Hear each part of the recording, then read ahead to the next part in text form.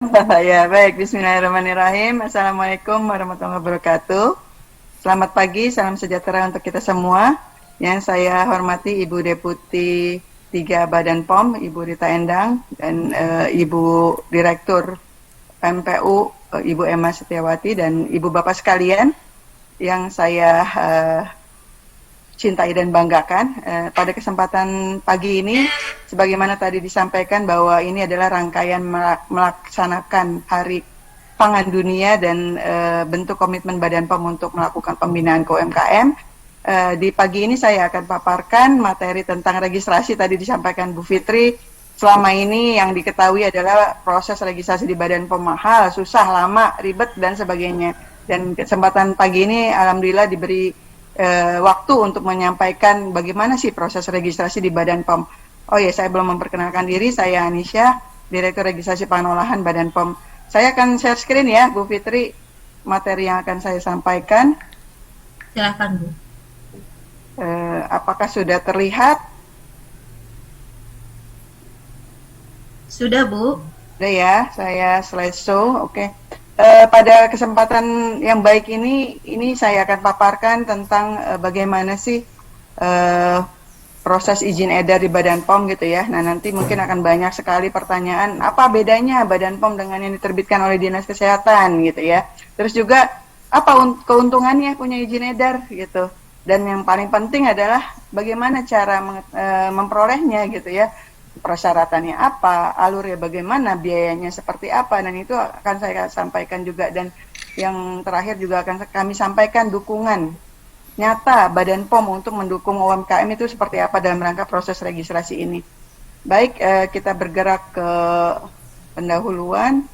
Nah, ini menjadi penting untuk diketahui oleh Bapak Ibu sekalian karena ini sangat mendasar. Di mana kita tahu di dalam Undang-Undang Pangan itu tahun 2012 ya, telah dibagi kewenangan secara clear antar kementerian di negara kita. Kita tahu bahwa pangan itu adalah mencakup pangan segar dan pangan olahan. Jadi kalau Bapak Ibu mencermati keseharian gitu ya, ini yang hadirkan rata-rata pelaku usaha UMKM ya, akan bisa membedakan apa perbedaan pangan segar sama pangan olahan gitu. Dan ternyata untuk proses perizinannya juga beda-beda gitu. Mungkin yang selama ini diketahui kalau ngurus izin edar ya pasti ke Badan POM, itu belum tepat ya pendapat itu, karena memang kita sudah membagi kewenangan nih, pangan segar daftarnya kemana, pangan olahan daftarnya kemana. Yang perlu diketahui saat ini adalah apa perbedaan antara pangan segar dan pangan olahan gitu. Kalau pangan segar itu adalah pangan yang belum mengalami pengolahan, jadi memang minim sekali proses pengolahannya. Kalaupun diolah itu dengan proses yang sangat minimal perlakuannya gitu ya. Hanya dicuci, hanya dikupas, hanya dikeringkan, digiling, dan lebih ke arah untuk penanganan pasca panen, setelah dipanen gitu.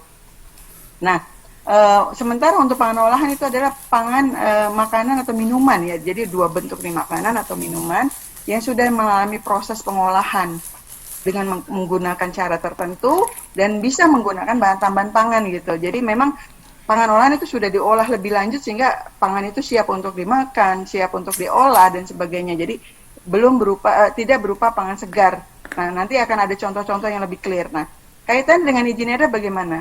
Di dalam Undang-Undang Pangan memang dikatakan bahwa setiap pangan yang diedarkan di wilayah Indonesia itu baik yang diproduksi di dalam negeri atau yang dari luar ya, diimpor, dan untuk diperdagangkan dalam kemasan berlabel. Ini ada penekanannya nih, dalam kemasan berlabel itu wajib memiliki izin edar. Nah, perizinannya itu kemana? Untuk pangan segar asal tumbuhan, ini daftarnya itu di Otoritas Kompeten Keamanan Pangan di daerah masing-masing.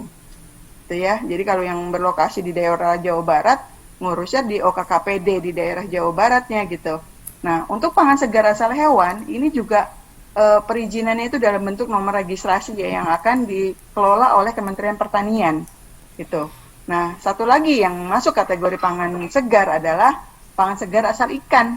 Ini menjadi kewenangannya Kementerian Kelautan Perikanan dalam hal perizinan dan sertifikasi lainnya gitu. Jadi clear. Pembagian itu clear sekali. Pangan segar asal tumbuhan ke Kementan dan OKKPD, terus pangan segar asal hewan di bawah Kementan, asal ikan di bawah Kementerian Kelautan Perikanan. Nah, untuk pangan olahan, itu memang ada dua bentuk perizinan.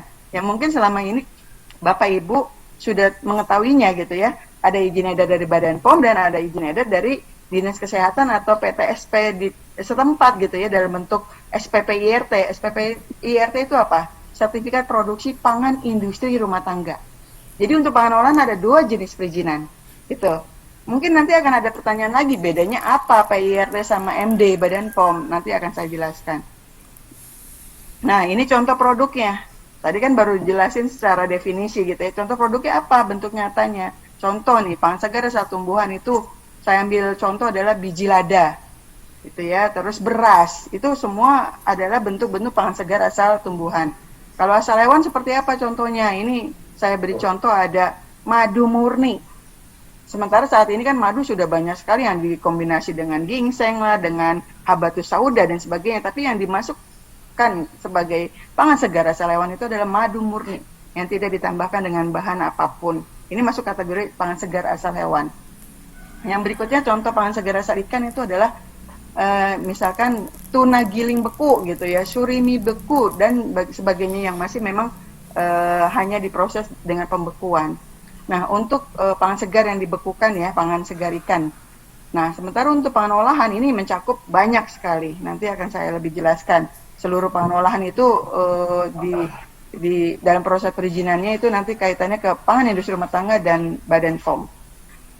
Nah, sekarang perbedaannya apa antara pangan olahan yang diterbitkan Badan POM dengan industri rumah tangga? Nanti sesi kedua setelah ini akan ada membedah tentang proses sertifikasi pangan industri rumah tangga. Saat ini saya akan memaparkan lebih detail tentang pendaftaran di Badan POM. Perbedaannya adalah penerbitnya yang pasti.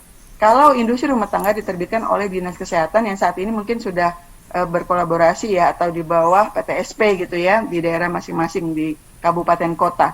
Sementara kalau yang diterbitkan Badan POM ini MD yang diterbitkan adalah dari Badan POM dan sudah terpusat gitu karena memang sudah elektronisasi sehingga semua dilakukan secara terpusat.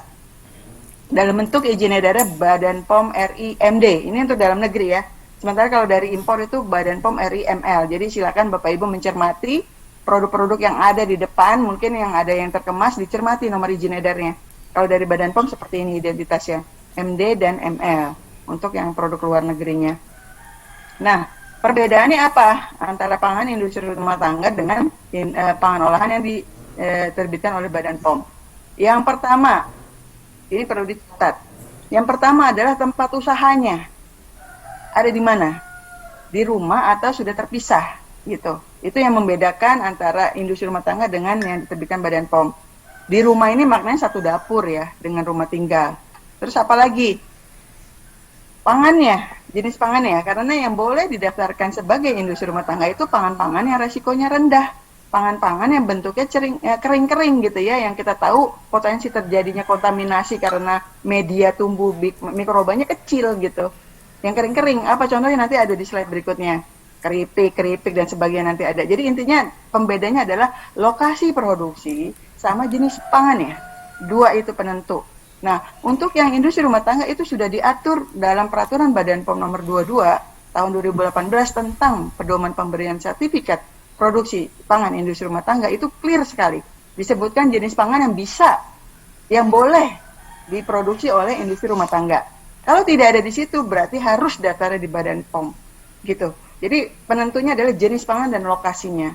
Nah, kalau yang untuk di Badan POM itu mencakup seluruh jenis pangan olahan gitu. Jadi penentunya itu. Kalau dari sisi metode teknologinya juga agak sedikit berbeda.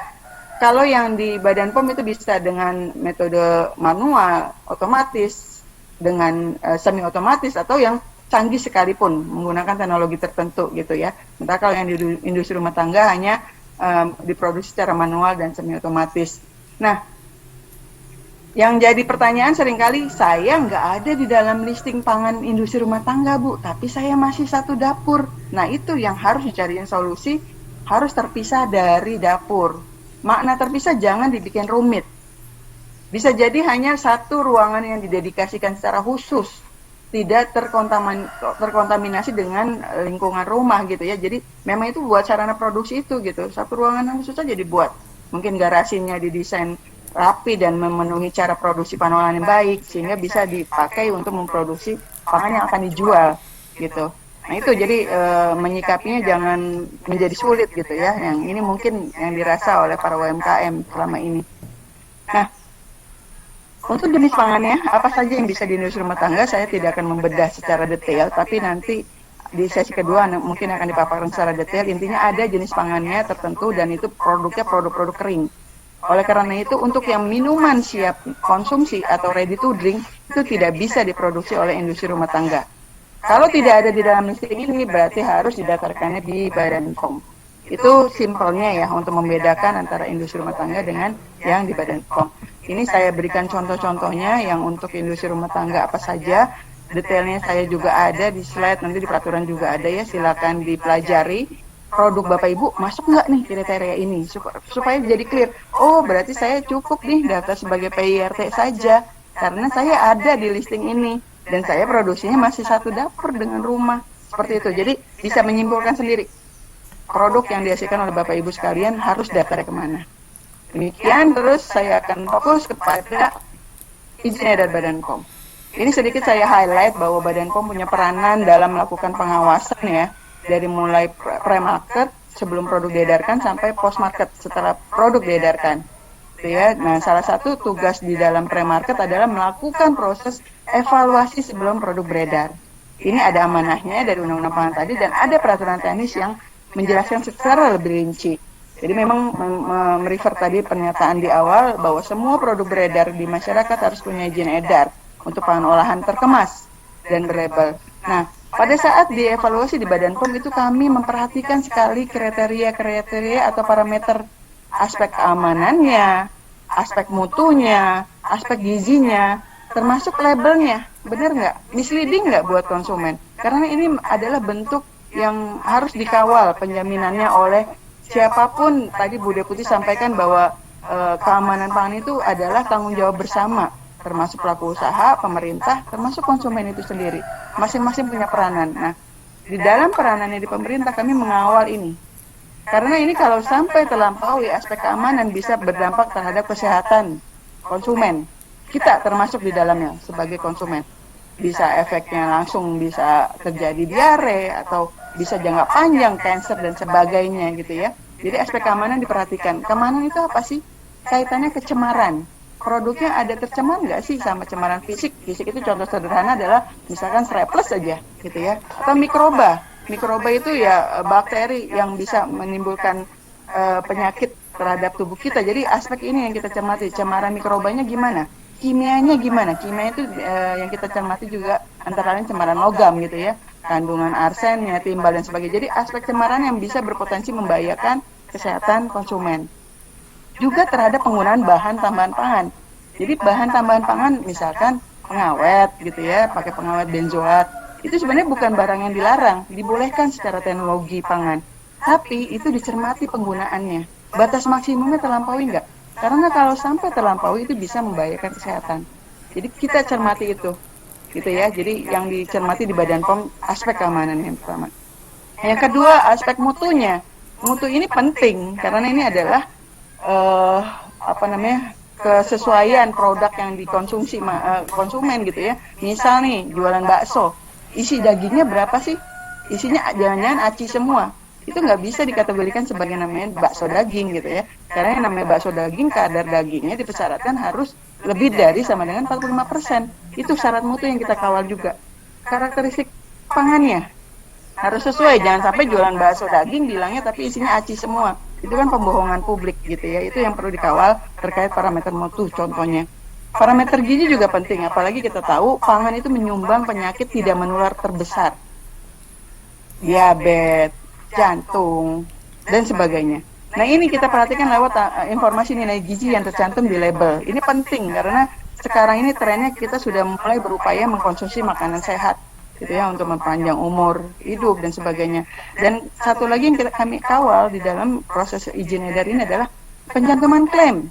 Karena Bapak Ibu juga kan pasti maunya berjualan produk yang punya nilai tambah dong ya. Misalkan produk saya tinggi protein, produk saya rendah kolesterol, produk saya tinggi vitamin. Nah itu silahkan, tapi dengan pembuktian. Benar nggak tinggi protein? benar nggak tinggi vitamin. Nah itulah yang kami kawal dalam proses evaluasinya. Jadi silakan mengklaim itu, tapi dibuktikan gitu, dan itu kami pastikan dalam proses evaluasinya.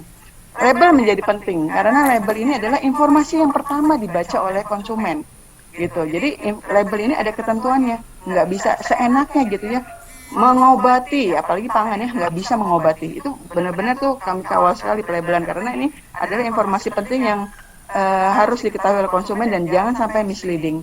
Dan satu hal yang penting dalam penilaian itu adalah cara produksi pangan olahannya itu dilakukan dengan baik, dan itu dipastikan lewat proses audit rekan-rekan Badan POM yang ada di seluruh Indonesia ya. Kami punya, tadi Bu Deputi sampaikan, kita punya ada 33 UPT, unit pelaksana teknis di daerah yang akan melakukan proses audit sarana. Karena apa? Sarana menjadi penting karena kalau sarananya sudah menjalankan cara produksi yang baik, itu hasilnya apapun akan menjadi baik. Gitu. Kata kuncinya di situ.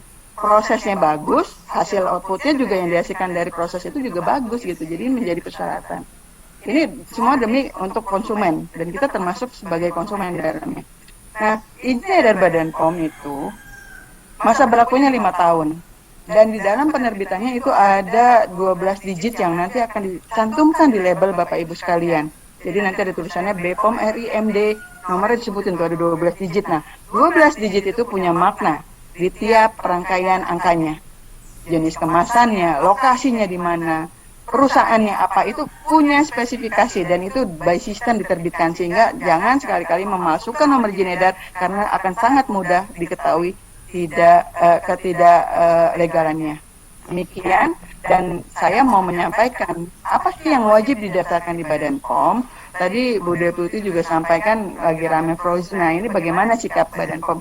Ini saya sampaikan dulu bahwa yang wajib itu adalah pangan-pangan yang difortifikasi ya, misalkan ditambah vitamin, mineral, dan sebagainya. Pangan yang wajib SNI itu Standar Nasional Indonesia.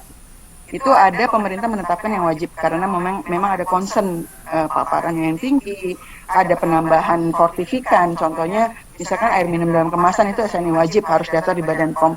Terus tepung terigu karena memang difortifikasi vitamin, jadi daftarnya di Badan POM. Garam beriodium ini juga daftarnya di Badan POM. Ini yang diwajibkan lainnya adalah oleh pemerintah ada kopi instan, tuna dalam kaleng, sarden, makarel dalam kaleng, gula kristal putih, itu daftarnya harus di Badan POM karena masuk kategori SNI wajib. Selebihnya adalah bahan tambahan pangan, kalau mau jualan pengawet, mau jualan pewarna, itu daftarnya harus di Badan POM. Jadi selebihnya adalah bisa mendaftarkan pangan apapun di Badan POM. Gitu ya. Jadi misalkan, oh ya saya sebenarnya boleh PIRT Bu, tapi saya mau naik kelas, saya mau daftar MD. Oh dia silakan. Enggak, kami tidak akan bilang nggak boleh, ini harus PIRT aja, enggak. Kami akan mengakomodir itu kalau mau daftar di Badan POM, tapi dengan kriteria tidak satu dapur di rumah tinggal, gitu ya. Nah, ada pangan-pangan yang tidak wajib punya izin edar. Ini juga penting nih, ini yang lagi rame juga sebenarnya diviralkan ya. Jadi yang pertama adalah pangan yang umur simpannya kurang dari 7 hari, itu tidak perlu izin edar, baik itu sebagai PIRT ataupun BPOM RIMD gitu ya, nggak perlu izin edar kalau umur simpannya kurang dari 7 hari. Contoh, misalkan jualan kue apem gitu ya, yang paling juga umur simpannya 2 hari gitu ya. Atau roti juga sebenarnya kalau umur simpannya kurang dari 7 hari tidak perlu izin edar roti gitu ya. Tapi seringkali kan banyak pelaku usaha maunya biar pemastian jaminan mutunya terjaga dan nilai tambah, itu saya mau daftar aja, itu monggo, kami juga tidak akan melarang gitu ya, karena memang itu menjadi nilai tambah. Yang tidak boleh juga, yang tidak perlu izin edar lagi apa? Ini pangan itu digunakan lebih lanjut sebagai bahan baku dan tidak dijual ke konsumen. Jadi kami menyebutnya itu business to business. Jadi kalau Bapak Ibu memproduksi suatu bahan pangan atau pangan olahan tapi jualnya ke produsen lain untuk diolah kembali, itu tidak perlu izin edar. Yang wajib punya izin edar nanti yang akan menjual ke masyarakat, meretail. Kecuali kalau bahan baku ini mau dijual juga ke masyarakat, misalnya tepung terigu. Saya produksi tepung terigu, tapi saya mau jualnya ke produsen aja Bu, produsen bakery, nggak jual ke konsumen, itu nggak perlu izin edar. Tapi pada saat memproduksi tepung terigu, dijualnya ke produsen juga, dijualnya ke konsumen juga, dikemas kecil eceran, itu jadi wajib punya izin edar. Jadi kata kuncinya adalah memang diedarkan ke masyarakat nggak gitu. Kalau diedarkan ya mau nggak mau harus didaftarkan di Badan POM untuk yang bahan baku tadi ya. Nah, terus juga yang diolah dan dikemas di hadapan pembeli ini maknanya apa? Sekarang itu kan lagi rame ya makanan kekinian, minuman kekinian, boba misalkan. Nah, itu kan disajikan di depan pembeli. Terus langsung dikemas, dikasihkan gitu. Nah, itu masuk kategori ini. Gitu ya. Ini sebenarnya masuk kategori juga pangan siap saji. Misalkan warteg gitu ya. Kita makan di resto itu kan pangan siap saji. Rumah makan Padang itu tidak wajib punya izin edar seperti itu. Dan tapi memang harus memenuhi kategori like sehat ya dari Kementerian Kesehatan untuk pangan siap saji. Itu yang tidak wajib punya izin edar. Nah, ini menyikapi tadi Bu Deputi sebenarnya sudah sampaikan, sudah meng-highlight bahwa viralnya tentang frozen food ini perlu akhirnya Badan POM menerbitkan penjelasan publik gitu ya. Nah, ini saya coba meng-highlight kembali apa yang tadi juga sebenarnya sudah disampaikan Ibu Deputi, bahwa untuk pangan olahan siap saji yang sebenarnya itu pangan siap saji tapi disimpan sementara pada suhu beku untuk tujuan pendistribusian supaya nggak rusak nih pangan gitu ya. Kategorinya adalah tidak umur simpan kurang dari 7 hari dan diproduksinya itu by order, by pesanan aja, nggak diproduksi massal. Jadi memang bukan industri pangan yang akan menjual secara massal gitu ya, tapi by order yang sekarang mungkin jadi banyak tumbuh karena masa pandemi ini. Itu tidak wajib punya izin edar. Sementara sebaliknya untuk yang pangan beku dan pangan olahan siap saji yang disimpan beku dengan umur simpan lebih dari 7 hari dan diproduksi secara massal, memang produsen pangan siap saji beku itu wajib punya izin edar gitu ya. Dan izin edar dari Badan POM, bukan sebagai PIRT. Seperti itu. Ini nanti penjelasan publiknya silakan Bapak Ibu bisa akses di websitenya Badan POM ya, www.pom.go.id, itu silakan dibaca kembali. Dan di sini kami infokan bahwa kami berkomitmen untuk melakukan pembinaan, menyediakan berbagai fasilitas aplikasi untuk memudahkan Bapak Ibu mempelajari proses perizinan di Badan POM, termasuk regulasi dan perolehan sertifikasinya. Nah, saya akan sampaikan apa sih nilai tambah punya izin edar gitu ya. Saya tidak akan membedah satu-satu, yang pasti memang produk itu akan jadi legal karena sudah punya izin edar. Memenuhi persyaratan karena memang sudah dilakukan proses evaluasi. Terusnya apalagi masyarakat jadi lebih percaya gitu ya. Produk akan punya nilai daya saing lebih tinggi. Dan yang paling penting ini nih, pojok kanan atas, perluasan pemasaran produk, karena banyak sekali pasar retail modern nggak akan mau terima kalau nggak punya izin edar, baik itu izin edar PIRT maupun MD ya untuk pangan olahan. Jadi satu hal juga, kalau mau ekspor, negara tujuan ekspor banyak sekali mempersyaratkan bahwa produk ini sudah dijual di negaranya dalam bentuk apa? Terbukti punya sertifikat free sale, bahwa sudah dijual di negaranya, beredar di negaranya. Jadi memang menjadi salah satu persyaratan untuk tujuan ekspor biasanya untuk izin edar ini, walaupun tidak semua negara sih, tergantung negara tujuan ekspor. Itu nilai tambah harus punya izin edar Bapak Ibu sekalian. Nah, kita bergerak ke cara daftar gimana di Badan POM. Saya infokan bahwa proses registrasi di Badan POM itu sudah dilakukan secara full online, tidak perlu hadir ke percetakan negara kantor kami. Bisa dilakukan di meja kerja Bapak Ibu sekalian, sekalipun ada di Papua sana, ada di Aceh sana. Jadi semua dilakukan secara online. Asal modalnya punya fasilitas ya, laptop sama jaringan internet, itu ya paling penting. Paket data juga penting tuh, karena memang semua berbasis internet. Daftarnya di sini, di irek.pom.go.id. Gitu. Nah, tahapannya apa? 2 langkah yang dilakukan. Yang pertama adalah registrasi akun. Ini udah umum ya, kalau daftar di aplikasi, yang pertama daftar adalah registrasi akun. Karena ini untuk mengetahui identitas perusahaan Bapak Ibu sekalian. Dan yang kedua, baru registrasi produknya. Itu langkahnya. Nah, di dalam registrasi akun ini tujuannya adalah supaya Bapak Ibu mendapatkan user ID dan password. Gitu ya. Jadi untuk bisa mendaftarkan produknya itu harus pegang dulu user ID dan password. Langkahnya bagaimana? Yang pertama itu buka webnya Badan POM di irek.pom.go.id. Setelah itu lakukan input data. Di situ nanti ada pertanyaan, nama perusahaannya apa, alamatnya di mana, dan sebagainya. Itu disilakan diisi input datanya. Terus alamat pabrik juga di sana ditanyakan. Setelah itu diupload dokumen pendukungnya untuk memastikan apa yang diinput itu benar adanya gitu. Nanti apa uploadannya nanti saya akan paparkan di slide berikut. Setelah itu petugas akan melakukan evaluasi, memastikan kesesuaian antara input dan dokumen yang diupload, dan akan dikirimkan user ID dan password kepada Bapak Ibu sekalian melalui email. Dan kami sekarang sudah memfasilitasi juga nanti akan dikirim lewat SMS gitu ya. Jadi dipastikan nomor yang diberikan itu adalah benar dan valid gitu ya, termasuk email, supaya komunikasi jadi lancar. Itu untuk awalan memang ke sana dulu karena belum bisa akses di aplikasi ya, karena baru daftar registrasi akun. Nah, demikian untuk daftar akun. Apa persyaratannya? Ini saya highlight yang warna coklat saja, nggak usah lihat yang macam-macam karena yang banyak itu untuk importir rata-rata. Yang untuk produk lokal, Bapak Ibu sekalian UMKM yang ada di Indonesia, persyaratannya yang di highlight ini aja, warna coklat ini. Pertama NPWP, pasti punya lah. Kita warga negara yang baik harus taat pajak, jadi pasti punya NPWP. Yang kedua, kalau sudah masuk ke dalam jalur online single submission, yang kita tahu bahwa sekarang perizinan semua dikelola oleh BKPM lewat online single submission, itu silakan menginformasikan NIB-nya, nomor induk berusahanya. Tapi kalau belum juga kami belum meminta ini, jadi dengan NPWP saja. Yang kedua apa? Izin usaha. Izin usaha untuk mikro kecil kami mempersyaratkannya izin usaha mikro kecil IUMK. Yang ini bisa diperoleh juga lewat PTSP ya, di kecamatan setempat, OSS dan sebagainya, itu izin usaha mikro kecil. Kami sudah mempermudah persyaratan izin usahanya dalam bentuk IUMK. Gitu ya. Terus juga untuk sarana, tadi saya katakan bahwa kunci dari produksi pangan adalah sarananya harus memenuhi cara produksi pangan yang baik. Nah, inilah kuncinya. Harus dilakukan proses audit oleh balai setempat, balai besar POM di wilayah masing-masing. Contoh, saya ada di wilayah Bandung, saya akan diaudit oleh teman-teman balai besar POM di Bandung gitu, untuk sarananya. Untuk dilihat kelayakan sarananya oke nggak, gitu ya, nanti diaudit. Itu persyaratannya. Jadi ada 3 ya secara umum, NPWP, izin usaha, dan audit sarana. Itu yang perlu dipersiapkan. Gitu. Nah, untuk daftar akun.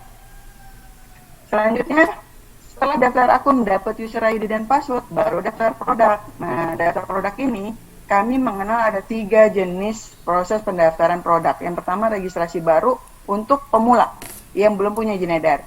Registrasi ulang untuk yang sudah punya izin edar tapi masa berlaku sudah mau habis 5 tahun tadi saya katakan. Jadi kalau sebelum 5 tahun lakukan daftar ulang. Karena prosesnya nanti notif cepat, cuma lapor doang gitu ya. Biaya juga ada pemangkasan besar gitu. Nah ini lakukan lewat registrasi ulang. Nah di antara 5 tahun pasti kan ibu bapak mungkin ngerasa saya nggak cocok nih, desainnya kurang eye-catching, mau ganti deh. Tapi daftar baru nggak ya? Itu nggak perlu. Itu lewat registrasi variasi aja. Perubahan data, menyampaikan saya ngerubah desain jadi ini, gitu. Atau saya ganti nama dagang jadi ini. Itu nggak perlu daftar baru. Silakan memanfaatkan jalur registrasi variasi. Ini dilakukan semuanya secara online. Nah, berikutnya di dalam proses penilaian kami berbasis resiko karena nggak disamain dong formula bayi gitu ya yang daftar di Badan POM disamain sama yang jualan keripik singkong. Jadi dibedain. Nah, pembedanya apa? Berbasis resiko. Apa dasarnya? Pertama, target konsumen. Kalau targetnya untuk yang resiko konsumen tertentu, contoh untuk bayi, formula bayi, MPASI, terus juga mau jualan pangan diet khusus yang ditargetkan untuk diabetes misalkan, itu masuk kategori target konsumen khusus. Nggak bisa jalurnya rendah, dia harus tinggi gitu ya. Tapi kalau untuk umum berpotensi untuk jadi rendah. Kita lihat lagi apa kriteria berikutnya adalah nyantumin klaim nggak? Misalkan saya keripik sih, tapi saya mau nyantumin misalkan karena ditambahin macam-macam, saya mau bilang tinggi vitamin misal. Nah itu nggak bisa masuk rendah, sekalipun keripik, karena kami harus membuktikan benar nggak tinggi vitamin. Kalau nyantumin klaim dia masuk ke sedang, gitu. Terus berikutnya apa? Saya menggunakan teknologi yang bagus nih, steril komersil, karena saya jualan gudeg. Saya pakai proses steril komersil dikemas kaleng sehingga bisa masa umur simpannya panjang, nggak perlu disimpan di lemari es. Nah itu pakai teknologi steril komersil, itu nggak bisa masuk kategori ke rendah gitu. Kami harus memastikan benar nggak teknologi steril komersilnya benar sesuai gitu. Jadi kalau pakai teknologi tertentu masuk kategori sedang. Nah satu lagi, pakai BTP nggak bahan tambahan pangan? Kalau nggak pakai BTP itu masuk rendah. Tapi kalau pakai BTP misalkan saya pakai pengawet, saya pakai pewarna, kami harus buktikan melebihi batas enggak. Makanya nggak bisa masuk rendah kalau pakai bahan tambahan pangan. Dia masuknya ke sedang. Kecuali kalau pakai bahan tambahan pangannya yang aman ya. Misalkan gini, monosodium glutamat itu masuk kategori yang tidak ada batas maksimum penggunaan. Dia akan terbatasi dengan rasa di lidah. dia kalau di dalam pengaturan disebutkan batas maksimumnya itu CPPOB, jadi dibatasi, tidak ada batasan maksimal angka. Nah itu bisa masuk kategori rendah. Tapi kalau yang pengawet, pewarna, itu masuk kategori di sedang. Seperti itu. Atau menggunakan bahan baku tertentu, misalkan pakai ginseng, itu dipastikan ginsengnya yang panaksi ginseng dan sebagainya itu kalau pakai bahan-bahan tertentu yang memang ada concern yang perlu diawasi. Jadi seperti itu. Di kami, pendaftaran itu berbasis resiko, nggak disamaratakan. Karena berbeda di dalam prosesnya nanti. Untuk yang resiko rendah dan sangat rendah, itu tidak ada proses penilaian produknya, dia hanya di label. Jalur notif, 5 hari kerja. Kalau setelah bayar, kita hanya punya waktu 5 hari kerja menilai kesesuaiannya dan menerbitkan izin edar. Tapi dipastikan label sudah sesuai. Kalau yang tinggi dan sedang itu ada proses penilaian. Jadi di sini ya, pendaftaran baru resiko tinggi dan sedang itu ada proses evaluasi keseluruhan secara lengkap. Makanya perlu hasil analisa. Sementara kalau yang resiko rendah dan sangat rendah, itu notifikasi, tidak perlu hasil analisa. Penting untuk memahami masuk jalur apa ya. Tadi sebenarnya di slide sebelumnya saya sudah mencoba mengklasifikasi seperti ini. Yang rendah itu pangan tanpa penggunaan BTP, yang sangat rendah ya, seperti ini. Jadi bisa dicermati nanti. Nah, selanjutnya dengan Undang-Undang Cipta Kerja akan lebih banyak kemudahan perizinan lagi diberikan, gitu ya. Ke depan nanti itu kami akan membedakan antara resiko tinggi, menengah tinggi, dan rendah. Di mana yang rendah ini itu menengah rendah itu hanya berupa komitmen gitu ya, jadi langsung ngelapor aja saya jualan ini, terusnya nanti langsung terbit komitmen, sertifikat komitmen, tapi harus ada janji nih selama 6 atau 1 tahun ya, 1 tahun itu seluruh persyaratan produk beredar itu harus dipenuhi gitu ya. Itu yang menengah rendah komitmen. Menengah tinggi itu untuk produk yang SNI wajib, yang sudah punya SNI itu bisa masuk menengah tinggi, jadi terpenuhinya standar. Selebihnya masuk resiko tinggi. Pembagian sama seperti yang kayak tadi dijelaskan parameternya. Nah, prosesnya gimana daftar produk? Kalau tadi kan daftar akun ya, yang saya sampaikan sama, prinsipnya sama. Jadi buka websitenya Badan POM, nanti info data-datanya, data produknya ya, nama dagangnya apa, komposisinya apa, dan sebagainya. Upload dokumen pendukungnya, nanti akan terbit perintah bayar. Kalau di sini nih bayar. Perintah bayar, nanti pasti ada pertanyaan bayarnya mahal nggak gitu ya, nanti saya akan jelaskan. Setelah lakukan pembayaran, petugas akan melakukan evaluasi, dan kalau tidak ada hal yang krusial terbit tambah data, itu akan terbit izin edar. Jadi memang dipastikan produk memenuhi kriteria ketentuan yang ada, itu prosesnya. Jadi semua sudah online ya, tahapannya seperti itu. Nah, selanjutnya adalah persyaratannya apa? Nah, ini cermati. Yang bilang susah dan sebagainya dicermati di sini. Buktikan susah apa enggak. Yang pertama komposisi. Saya yakin semua punya komposisi. Pelaku usaha pangan itu pasti pegang komposisi. Nggak mungkin bisa bikin produk kalau nggak ada komposisi. Komposisi itu menjadi persyaratan untuk disampaikan ke Badan POM. Transparansi. Jangan takut bilang, ini rahasia perusahaan Bu. Tenang. Kami Badan POM pemerintah memegang fakta integritas untuk menjaga kerahasiaan dokumen. Jadi memang harus terbuka komposisinya ya ke kami. Nah, berikutnya apa? Proses produksi. Pasti punyalah flowchart ya, Bapak Ibu sekalian punya alur cara bikin produknya. Pasti punya. Yang berikutnya kode produksi. Ini juga diinfokan ke kami bahwa di dalam label yang kami cantumkan itu ada kode produksi, memuat informasi apa? Tanggalnya, tanggal produksinya, bulannya, tahunnya. Misalnya seperti itu. Jadi kode produksi ya disampaikan. Yang berikutnya apa? Masa simpan. Umur simpan disampaikan. Misalkan produk saya itu 6 bulan. Infoin aja, 6 bulan pada pengamatan secara manual produk saya bertahan selama 6 bulan, gitu disebutin. Nanti jelasin pengamatannya apa dan sebagainya. Atau kalau mau minta bantuan lab, bisa juga bilang, Pak, uji dong produk saya umur simpannya berapa lama nih. Nanti ada metode uji dipercepat ya di lab itu untuk memastikan umur simpan produk. Yang berikutnya apa? Rancangan label. Label yang akan beredar diberikan ke kami akan nilai. Benar nggak? Posisinya udah benar nggak, nama dagang di depan, halal di depan, masa kadaluarsa di depan dan sebagainya, itu akan kami cermati gitu ya. Terus selebihnya adalah spek bahan. Spek bahan ini penting karena kan kita perlu tahu, jangan-jangan pakai bahan yang bersumber dari hewan yang potensi ada, misalkan ada mengandung babi dan sebagainya misalkan ya, itu perlu spek bahan. Jadi itu yang dipersyaratkan. mudah kan, bisa semuanya dimiliki gitu. Nggak ada sesuatu yang mengada-ada, semuanya pasti punya para pelaku usaha ini.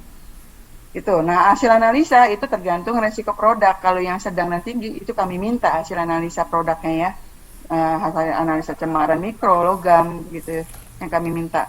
Tapi kalau yang rendah dan sangat rendah tidak perlu hasil analisa. Demikian, impor saya tidak akan bedah karena yang hadir pasti banyak kan pelaku usaha dalam negeri. Berikutnya biaya. Nah, ini juga penting dicermati. Sama-sama dilihat Bapak Ibu.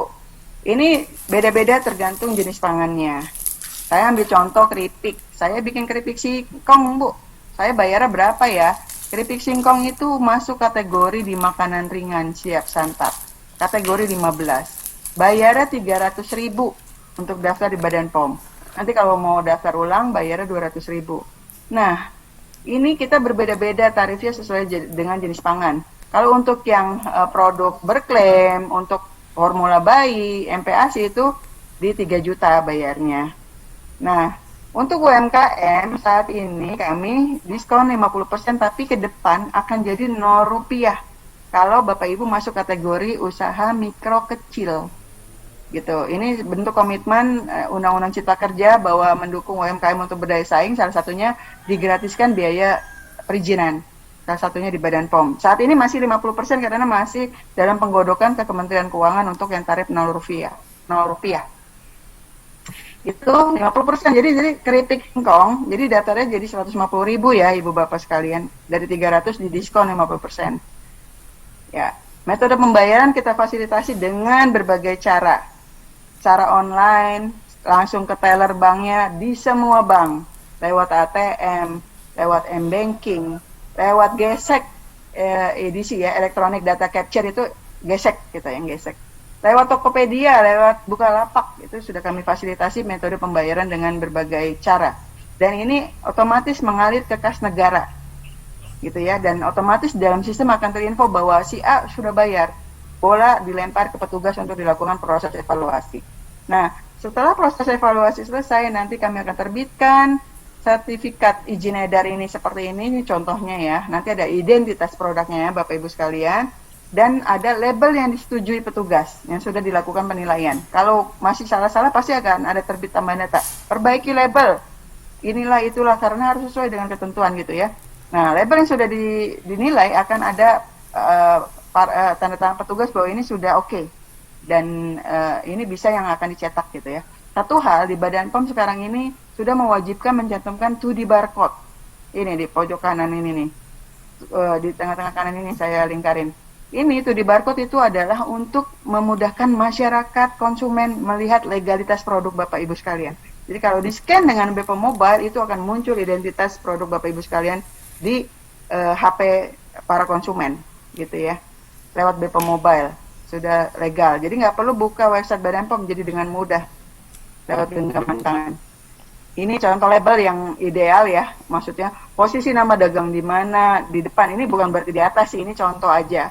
Jadi tapi posisi harus diperhatikan, nama dagang, nama jenis, berat bersih, logo halal, kadaluarsa itu semua harus di depan. Itu penting buat konsumen. Selebihnya informasi tambahan bisa di halaman belakangnya. Itu ya termasuk di barcode ini.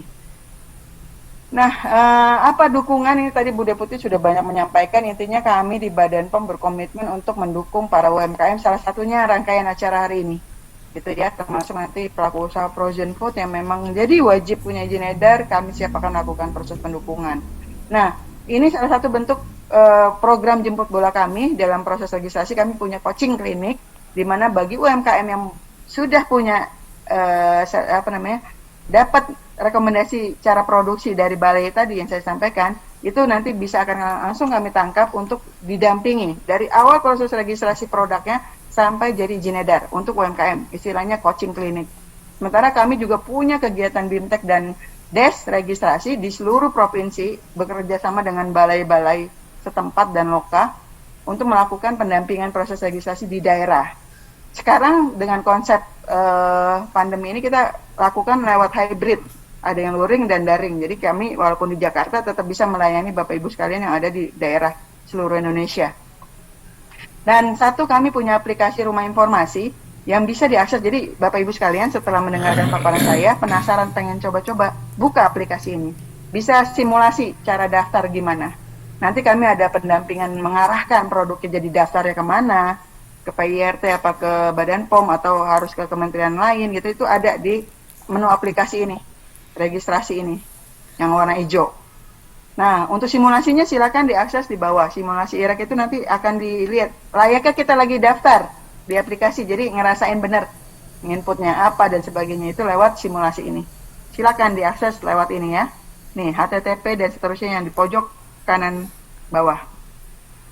Nah, penutup ini perlu dipahami Bapak Ibu sekalian bahwa kenali produknya. Masuk mana? Pangan segar atau olahan? Kalau udah tahu pangan segar atau olahan, izinnya kemana? Urusnya udah jelas kemana ya. Terus udah jelas nih. Oh berarti saya ke PIRT gitu ya. Mulai dijajaki persyaratannya apa di sana. Kenali karakteristik produk, persyaratannya apa. Kalau nguji apa yang harus diuji. Jangan sampai yang diminta Clostridium misal, tapi ngujinya salmonella, kan sayang udah bayar mahal-mahal gitu ya. Itu pelajari. Kita bisa berdiskusi untuk menanyakan hal itu. Jalani prosedur sesuai ketentuan, jangan gunakan biro jasa, sudah banyak sekali korban-korban berjatuhan. Dan satu hal, kami punya fasilitator pangan yang dilatih oleh Badan POM yang bisa mendampingi Bapak Ibu sekalian, dan Badan POM berkomitmen memberi pelayanan terbaik untuk itu manfaatkan program yang ada untuk bisa dilaksanakan oleh Bapak Ibu sekalian. Ini tips dan trik penyiapan dokumennya ya untuk memudahkan. Jadi bikin checklist. Saya udah punya ini, saya udah punya ini, saya belum punya ini, jadi harus bagaimana? Jadi bikin checklist untuk memudahkan semuanya. Nah, ini informasi yang bisa diakses Bapak Ibu sekalian. Kami punya live chat, punya call center, ada email, ada media sosial, itu silakan diakses untuk informasi lebih lanjut. Demikian yang bisa saya sampaikan.